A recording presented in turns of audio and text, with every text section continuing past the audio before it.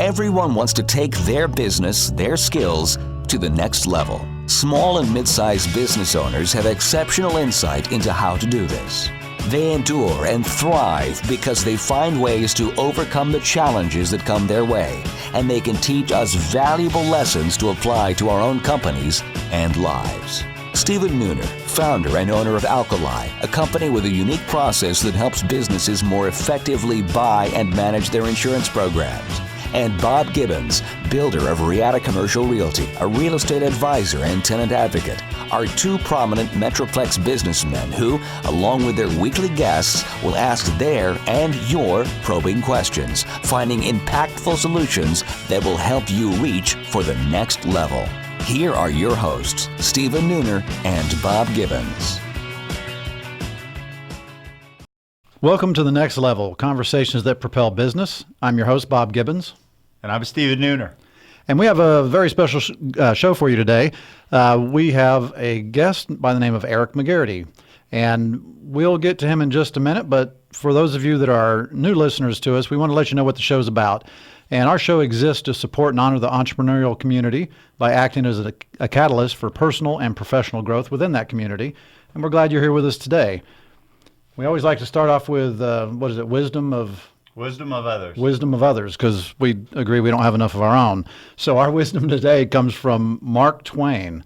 And he said, 20 years from now, you'll be more disappointed by the things you didn't do than by the ones you did do. What do you think that means, Bob? Well, or what does that mean to you? I've been in business a lot longer than 20 years, so I can tell you that answer is true because, I look back at my career and I wished I had I'm a tenant representative now for commercial real estate. I wish I'd have gotten into that far sooner than I did. I wished everything I did before that prepared me, but you know what? I wish I'd have done it sooner because I like it a lot. Yeah. I think it's healthy to have sometimes a fear of missing stuff, but sometimes I think you can go too far with it. With entrepreneurs, I find, and I think they get distracted. We can get distracted, not they. We, including myself, can get distracted by that fear of missing stuff. So sometimes it's better just to go for it, though, than to analyze it to death and then never do anything. Like we are this quote. Yeah, we better move on. All right, so I'm really excited to introduce my friend today. We have a next leveler. Yes, that's what you're called when you're on the show, is the next leveler. Next leveler. So you want to get a badge, T-shirt, go right out and do that. We've got Eric McGehearty, who is the CEO of GlobeRunner. GlobeRunner is an online marketing company that provides rocket fuel for mid-sized businesses looking to grow. They have been in business for 6 years and employ 20 people. If you want to learn more about Eric or GlobeRunner, please visit globerunner.com. And I highly recommend you go visit the website and at the very least just check out the people. Such a cool and creative thing they did with the pictures. You have to go and check it out. So welcome, Eric.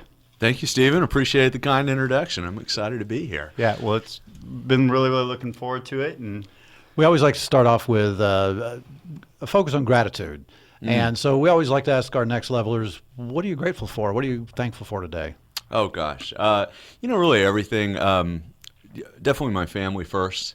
I've got 4 beautiful kids and a lovely wife, and I'm always thankful for that every day. And ages of kids? Yeah, so my oldest is 8, and I have twins that are both 6, all 3 boys, and then I have a beautiful daughter who's 2.5. Oh, finally. Yeah. Thank God. Finally, thank God. Yeah, we might have 5 if we didn't have that girl now. Exactly. I had a neighbor that did have that 5th girl one time. Well, now one other thing I thought was interesting is that you're this entrepreneur, businessman, but there's a little something about you that's a little different than most entrepreneurs. You're an artist. That's true, yeah. So that's exciting to me. Tell me, what kind of artist are you? wait, not just an artist, but a great artist. Oh, great. Oh, yes. Aren't they all? Well, I I love my kids, but sometimes the stuff they bring home from school, it's beautiful in my heart, but I'm pretty sure they're not going to have any. Well, I'm guessing that Eric's been validated by someone other than his parents. I have a little bit, yeah. So, yeah, I pursued art throughout college and into graduate school, was an art professor for a little while, and then a full-time professional artist, and, got to show at museums and galleries. And so what kind of art? Sculpture. Nice. Contemporary, conceptual sculpture. I also do public work, and I still have the opportunity to do public work today. I've got 2 major public art projects that are in progress, one for the city of Addison, one for the city of Fort Worth. So they're not finished yet? No, they're not finished. They're in progress. I've got another one that is finished in Fort Worth if you want to go see it, off of Rosedale Street next to Fire Station number 8. And really, I think, a nice piece and Very cool. Something you could drive by and check out. So what you're saying is you wouldn't sculpt like a bobblehead, like large-headed Bob Gibbons caricature. Only for you, Stephen. For me, you would do that. for All right, all for you. I might come back to you on that. We'd It'll like be to a lot keep of him fun. legit. That wouldn't do anything to help. Eric, let's go back to the beginning and how you started your business, because I think that's a great story to share. Yeah. So as I mentioned a minute ago, I was an artist, and like every artist, you're kind of always looking for the next thing, and your income goes up and down, right? You get a big project, you make a lot of money, and then you got no project to do, and you're kind of wondering what's next. And so I was at one of those stages in life, and I was like, man, what do I do next? And I thought, maybe I'll start an e-commerce company, something that made money while I slept, and then I could spend more time in the studio. Little did I know that I'd spend a lot less time in the studio after I started this company. So my first company was a company called babysafetravel.com. My wife and I had just had our first son. This was about 8 years ago. And we had just had him, and I thought, man, I'm going to start this company. So we started selling baby products. And it went really well, and we were getting excited. And during that process, I had learned SEO and paid search and social media marketing, and I'd started applying those for my business. And back up, just because not everyone will get, we assume almost now, but SEO stands for? Search engine optimization. Right? Okay. So now I noticed that Baby Safe Travel is not on the web anymore, because I tried to go there and it doesn't exist. It's not. Yeah. So we decided to take it down eventually. I ran and operated that company for about 3 years, all said and done. But I really focused on it for about a year and a half, and then my wife got pregnant with the twins, and I decided to start Globe Runner as a way to, build my business, my overall portfolio of businesses, and got Globe Runner off the ground. That ended up being such a great opportunity, and I had left Baby Safe Travel kind of to do its own thing, and it had petered out, and I decided, you know what, this is not worth my energy, and it's distracting me from what now was my main opportunity. Sure. So to give us in a nutshell, what's the main focus of Globe Runner? So Globe Runner is a digital marketing agency, and we're really full service. So we started out really focused on search and trying to figure out how to deal with Google, and we still do that. That's still a big core competency, but we've become a very well-rounded digital marketing agency where we focus on content marketing, we focus on search, we focus on all sorts of digital advertising, from social advertising, search advertising, display, etc., conversion rate optimization. It's not just can we get traffic to a site, but can it actually turn into leads and sales for our customers? And that's ultimately what we're focused on, is generating more leads and sales off of a web presence. So what's hot right now? You're an expert in this field. So, what strategies are you seeing? What's the most effective, or what are you finding effective these days? Yeah, so an integrated strategy is really the most effective. Any one thing is not that great. They're all pretty good on their own, but they're not like that awesome. So think about, for instance, paid search. So if we buy some AdWords and we send some traffic to a website, well, okay, is that good or is it not good? Well, it's not good if the traffic doesn't convert into a sale. So now we have to think about conversion rate optimization, right? Organic search, for instance. So let's say we optimize the website and put all the keywords in all the right places, but if somebody gets there and the content isn't that great and people don't really believe or trust that brand, also they're not going to buy, or they're not going to come back for more later. So we've got to have great content. And then lastly, if we do get them there and they do like the content, maybe they sign up for a newsletter, but then we don't email follow-up with those people and get them back into our funnel so they actually make a purchase later, then we're not really making the most of the traffic that we had in the first place. So the solution is to do all of these things right. And that's a big challenge, but that's why we add value, is because we've got a system in place that we can do these things in an integrated fashion and get over that big hump for a business. Because when you tell a business owner we got to do all of this, they're like, oh my God, that sounds like a lot. Yeah, it seems overwhelming. If I come to you and say, hey, I want to buy AdWords, can you help me? Sure, we will. Of course we will. But we're going to buy your AdWords and we're going to say, let's try to make sure we convert as many of those into visitors as we can. Once we prove out that model, then we can bolt on email follow-ups and start bolting on different services. So you're right, we got to start somewhere, and maybe that's buying AdWords. But then we say, okay, we're buying AdWords, we're getting traffic, we're getting some conversions, how do we get more? And then how do we make the most of those later? That's how we really build up to a fully integrated campaign that's very successful. And the part you left out is, so they are interested or they call. I mean, how often do you have clients that spend all this money for your services and then they don't call them back, or they have internal processes that are broken? Yeah. So that's kind of where we kind of point out the problem, but we're like, hey, you got to call these people back. Yeah. And yes, I do have that. I do have clients with that issue, and it's sometimes can be frustrating because it's like, man, we're getting you calls, but you got to call them back. So what do you see most companies are missing in their marketing campaigns most frequently? Is there any one thing that you see consistently? I don't know. It's all over the board. I think really great thought leadership is sometimes hard to find. That's one of the areas that we see a lot of companies need a lot of improvement, and it can be one of the most impactful. So that goes back to the content marketing. Exactly. Yeah. And what about video? I mean, I hear all about video. Tell us about that, and where does that play? I love video. In fact, it's interesting you ask about video because we've just developed a new product offering specifically around video that's getting a lot of traction. So we've developed it's an ad buying product that buys ads on YouTube, but it's not enough to get people to view your video. If they view your video, they're now brand aware. I'd like to move them from brand awareness into consideration all the way to purchase. So what we've done is we've put together a platform, and it's a tech product that basically we've taken our bid strategy and made it into an automation system that will handle that for you. So it's a fully managed bid strategy. So what it does, not to get too technical, we buy ads on YouTube, then we remarket to those people that viewed our video on YouTube, get them back to a sales page, which we A/B test the sales page until it converts at a very, very high rate. All right. So you mentioned a couple of terms there that people might not know. Right.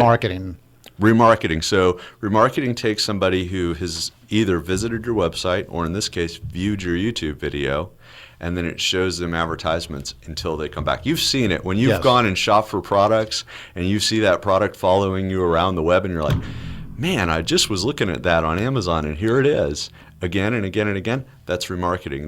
They've targeted you and noticed that you were interested in that, and they're hoping that you're going to come back and make that purchase. So that sounds like a cool product. So, I mean, and there are a lot of competitors in this space. So what is different about you guys, the Globe Runner, other than maybe some new technology that would cause someone to do business with you?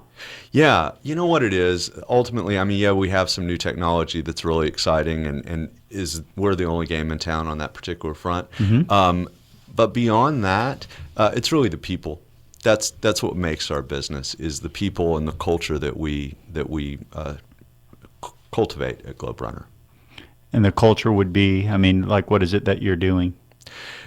So it's all about being client focused. I'm a big believer in conscious capitalism. I believe that everybody involved in the business can grow from it, and that's our clients, it's our employees, our vendors, the community as a whole. So we try to make sure that everything that we do is adding value to all those parties. Love that. Yeah. All right, we're going to take a break. So when your clients love you and think you're a rock star, a superhero, and then Google changes something, what do? All of a sudden you go from hero to zero, perhaps. How do you overcome that? We'll find out when we come back. And now, Confessions of a Recovering Landlord. This is Bob Gibbons with Riata Commercial Realty, and I am your recovering landlord. After 20 years as a landlord, I now use that experience only for the benefit of companies that lease or buy office buildings and warehouses. Today's confession: don't renew, renegotiate. So you're probably wondering what the difference is between those two. Well, renewing a commercial lease usually means that the rental rate changes, but not much else. That could leave a lot of money on the table. Don't get lulled into the misguided idea that a great relationship with your landlord or leasing agent will result in a good deal for you. And never, ever tell the landlord that you really want to stay in the building. Instead, you need to renegotiate. That takes a comprehensive look at your needs and puts everything on the table for renegotiation. Options, improvements, free rent, and other lease clauses. Bottom line, the landlord should have to compete for your business instead of just assuming you're going to stay. To learn more, contact me at texastenantrep.com. Again, that's texastenantrep.com. Want to create a breakthrough in your business or personal life? Here's a tip. Stop shopping for insurance and insurance agents. Begin looking for a way to more effectively buy and manage your insurance. At Alkali, that is exactly what we provide. The freedom you create by changing this mindset alone will make an impact. Plus, you can stop listening to all the insurance commercials on TV and radio, unless they're funny, of course. Are you an insurance novice or just want to take things to the next level? Knowledge is power. Come join us for the single most important class that you never took in business school. We have the following upcoming classes that we teach through Collin College and the Small Business Development Center. Thursday, November 19th, Protecting Your Business 101. To sign up or learn more, visit us at alkaliservices.com. That's alkali, A-L-K-A-L-I, services with an S.com. Hi, this is Brian Windler with National Business Valuation Services. I just finished a radio segment with Bob and Steve, and I value businesses for a living, but I'm not sure my value went up by being on the show today. Welcome back to The Next Level. We are here with our Next Leveler special guest Eric McGehearty at globerunner.com. If you want to learn more about Eric or Globe Runner, visit globerunner.com. Welcome back. Thanks, Stephen. We're going to go ahead and kind of circle back around to a question before we go into the high-low segment. What was the scariest risk that you had to take with your business? It's probably early on, just starting the thing. So when I started the company, first off, we had no clients. We had a strategy in place that had worked for Baby Safe Travel, but I had never used it for a client. And SEO is such a leap of faith for people to, kind of sign on with you. I needed credibility. So what I did to start the company to have that credibility, well, first off, I had an intern from Baby Safe Travel. I had a couple contract web developers and a contract writer. And then I went out and so they weren't paid until I had a client. So I didn't have payroll yet, except for that intern. Then I went out and I hired 5 100% commission sales reps to help me beat the streets and drum up some clients. And you had no clients at that point? Not one client. How do you do that? I mean, I want to know the pitch that you got 5 people to come on as commission salespeople only. I've seen Bob work that one for years and come up empty, and he finally convinced his wife. A little bit of moxie. Wow. But you know what it was more than that? What I did is I would invite people in for the interview. I told them that we were a startup and all the, I didn't say that we had clients ever. Sure. But I said, this is my vision for the company that we're going to create. We're going to create a company that takes care of our customers, that over-delivers, that looks for opportunities for wins. I really said, this is the type of person I want, and this is the type of company that I see in the future. And people, they didn't buy in because I was offering them a $100,000 salary and cush benefits. They bought in because they liked the vision of where we're going to go. Amen. Right? Yeah. And the good news is, I really followed that same vision of what I said to those people that first day to where we are today. I'm still talking about conscious capitalism. We're still on that road to taking care of clients and over-delivering. That's why we're successful. So those people, they believed in the vision. They didn't join up for a big paycheck. They joined up for the vision. And so I was able to walk in. The first day I walked into, I remember, Chamber of Commerce, and you walk up to ABC person and they say, hi, who are you with? And I'd say, I'm the CEO of Globe Runner. And they're like, wow, I haven't heard of you. And it was like, oh, well, you should. We're a small boutique agency. There's about 10 of us here in town. And they're like, oh, wow, let's talk. And, the rest is history. Well, and what's really, really cool about that, too, I know you mentioned conscious capitalism and your outlook and view, but having known you personally, it's the reason why that sold, I guess, to prospective employees. I'll go out on a limb here, knowing you, and say that it's because of who you are, so that you're in alignment with those and all my experiences with you. So hats off to you for that. But I don't know that someone else listening could just say, oh, I'm going to go out and say, this is my vision and it'll work. there has to be, I believe it's much more credible when people can sense when they're being sold something versus that's who you are. I agree. So yeah, I agree. Absolutely. Okay, well, let's go on to our next segment, which is called the high-low. And this is where we kind of talk about different areas of life and business and such, and talk about what's been a great thing and a maybe not so great thing. So let's start off with the not so great. So what was one of the lows in your business over the last few years? Well, recently we've had a pretty big low this last summer. We came off a really incredible year last year. I mean, just tremendous growth. We literally doubled in size. Congrats. Yeah, it was a great, great year. And I kind of got a little lazy, took my eye off the prize, and my lead sales guy also got a little lazy, took his eye off the prize, and we ended up, through our kind of not paying attention, our sales just dropped through the floor. And this summer we had really, really dismal sales. And we had to tighten the belt a little bit and think about what we're going to do. And the one thing I really didn't want to do is, affect any, I really care about my team members, and I didn't want to do a layoff or anything like that. But the nature of our business, a few months bad sales can be really bad for us, right? Sure. And so that was a really challenging thing. And so what it ultimately did is once I finally realized that we had kind of dug ourselves a hole, I got myself back into the sales role. And by doing that, I was able to get our sales back where they needed to be.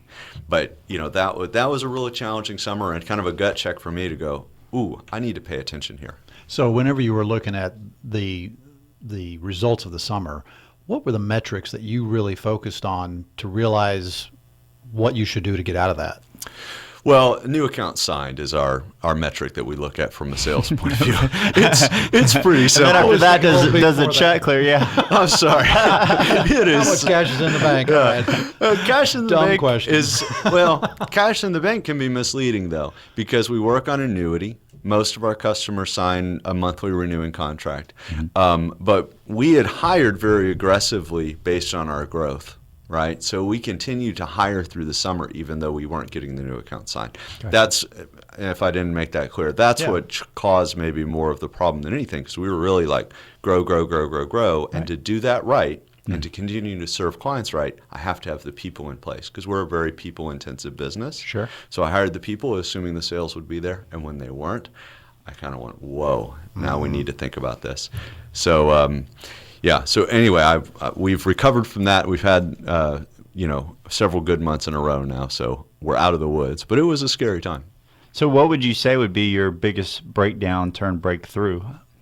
Yeah. It's ironic. I think it's a double-edged sword.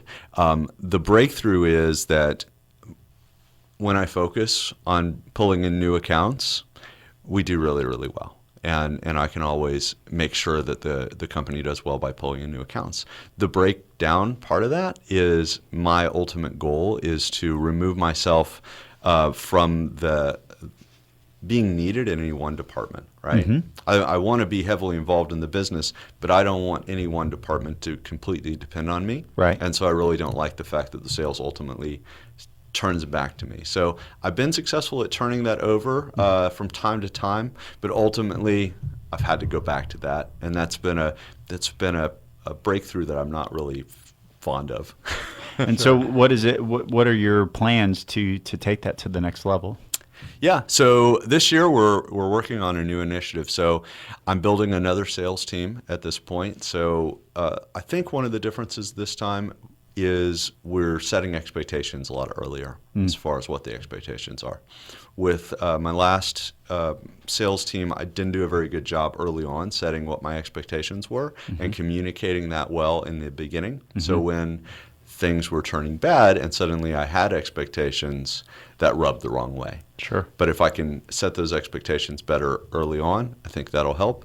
The other one is doing more training at the very beginning when somebody starts on, and make sure that first off they're trained well, but maybe even more importantly than that, I hired the right person the first time who really carries and exemplifies my vision for the company. Not that they can sell something, but they can sell what we believe and bring that to the customer, because what we believe is really a big part of how we do business. Sure. So what would you say is one of the highs, one of the great things that has happened in the last few years in your company? So the high is somewhat related. Over the last year, it wasn't one particular event, but it's something really incredible has happened to the company. Over the last year and a half, as we've gone through this growth, I've been able to, primarily from within, or almost 100% from within, promote people from within. That's awesome. And Love that. we have, at this point, built something that Patrick Lenzoni talks about in his book, is building a cohesive leadership team. And we've really built that. So from an operations point of view, from a delivery of the service point of view, I have a really great cohesive leadership team that takes care of that. And at this point, I really don't need to be involved in any one account's delivery of their service. My cohesive leadership takes care of that, and we have, honest communication with each other that doesn't have ego involved. That's one of the key factors for me. If we can talk about things honestly, if they think I'm, being I don't want to say it on the air. Yeah. A Bob? Oh, yeah, right. Yeah, Then I've got a word for it. they let me know, which is great. That's what I want, right? So there's no ego, there's no hierarchy, but we lead together, and I love that. So that's what I'm hoping to build on the sales side as well. Very cool. And we alluded right before too. And so, how do you continue to grow your business on something that's a little bit like quicksand? The Google, the algorithms are changing all the time and everything. I'm Well, sure the that whole internet changes all the time, it seems. tech and It is like quicksand. That's an awesome analogy. I'm going to use that, Stephen. all right. You're welcome. So yeah, Google changes constantly, right? So they're always updating their algorithm. Every day, like for instance, they just dropped the local pack from 7 to 3. So now only 3 address listings show up when you do a localized search. It used to be 7. So we have clients that were on the first page of search results and they were ranking in the maybe 4th or 5th position. Now they're not on the first page anymore because Google's only limited it to the top 3 that show the address block. Wow. So that kind of thing, it's really hurts because you're like, man, we were winning for this client and now we're not. Now we've got to reinvent how we win for them. And that is the key to the success. It's how we reinvent. It's not that every single problem we're 100% prepared for, because you can't be 100% prepared for something that, is going to come out of left field. It's how we react and how we adapt. We do build strategies that are long-lasting and look towards the future. We don't take shortcuts and we don't do short-term strategies. We're very much a long-lasting, proactive approach as far as if I do this, it will work today and it will continue to work tomorrow. But there's some things that get frustrating when Google changes their algorithm. And so what we've done is we take that frustration and we turn it into creativity. Mm-hmm. What's next? So if we're all sitting together 3 years from now, what needs to happen personally, professionally for you to feel excited about the progress you've made? Yeah. Well, first off, personally, keep my family happy, be a good father, spend time with my wife.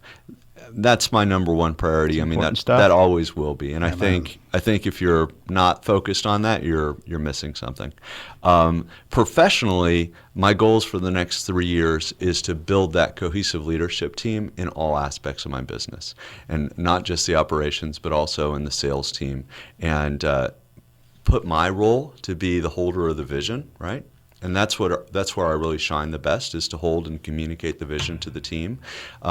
And I'm also really good at product development and understanding our product and our business and putting that forward. So I would like that to be my role, and be able to withdraw myself from some of the other aspects of the business that really I'm not the best person to do. So why should I be doing them all day? Well, thank you, Eric. Thank you for sharing that. And thank you to our audience. If you'd like to get in touch with Eric, please visit globerunner.com to connect with Next Level Show.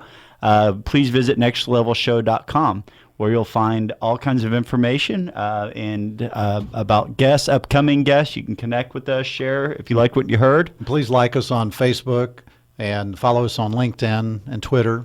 Those are always helpful. Yep. And if you heard an insight today that you think could be inspirational to maybe a friend, tell them about it.